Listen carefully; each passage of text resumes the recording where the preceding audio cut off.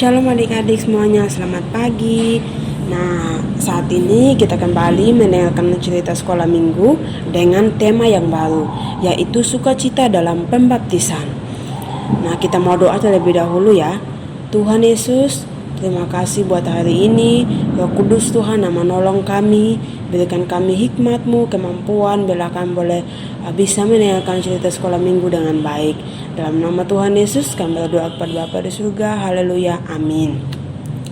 Adik-adik, pernahkah kalian melihat saudara kalian ataupun seseorang yang dibaptiskan? Apa yang adik-adik rasakan ketika melihat saudara kakak yang dibaptiskan? Nah, apakah adik-adik merasakan sukacita? Apakah adik-adik merasakan bahagia? Atau biasa saja ketika melihat saudara yang dibaptiskan? Nah, ketika kita melihat orang yang dibaptiskan, apalagi saudara kita, pasti tentunya kita merasakan sukacita. Kita merasakan suatu kebahagiaan dalam kehidupan kita. Kita merasakan sukacita ketika kita melihat saudara kita dibaptiskan. Nah, kita bahagia bukan hanya kita melihat saudara kita dibaptiskan, tapi kita juga merasakan bahagia ketika kita melihat banyak orang yang dibaptiskan.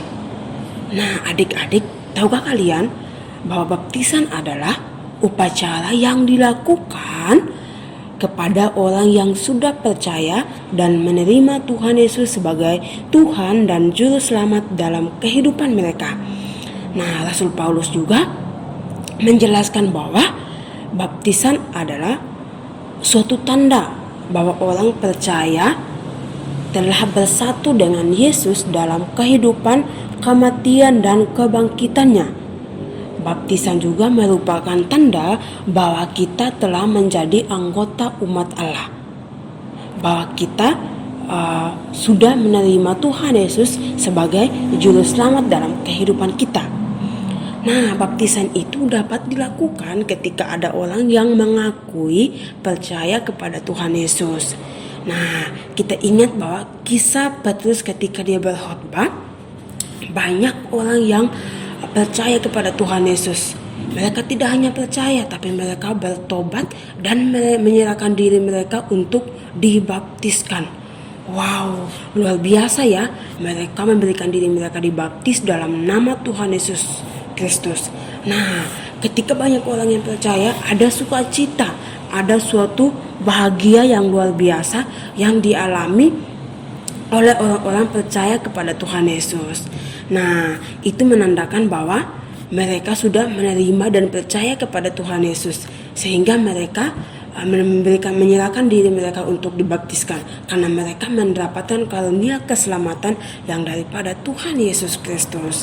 Nah, seperti juga yang dilakukan oleh Pendeta Raymond ketika ada jemaat yang dibaptiskan karena mereka sudah percaya kepada Tuhan Yesus, sehingga mereka juga menyerahkan diri mereka untuk dibaptiskan di dalam nama Tuhan Yesus Kristus.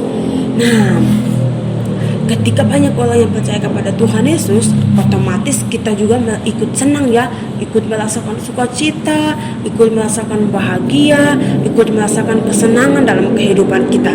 Karena kita melihat saudara kita bisa menerima Tuhan Yesus, bisa percaya Tuhan Yesus, dan selalu mengandalkan Tuhan dalam kehidupan mereka. Karena mereka mendapatkan kasih karunia Allah yang daripada Tuhan Yesus Kristus sebagai Juru Selamat dalam kehidupan orang percaya.